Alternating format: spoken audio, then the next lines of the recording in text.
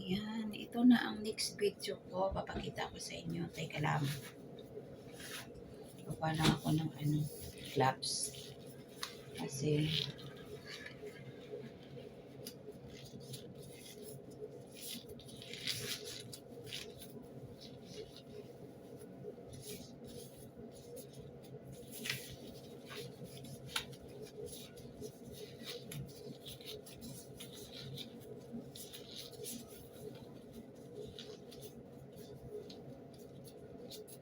na tayo, mag-mix na tayo sa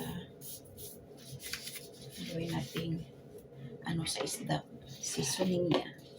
Ayan, kamatis, bawang, sibuyas, at saka bell pepper or pelpel, barit kung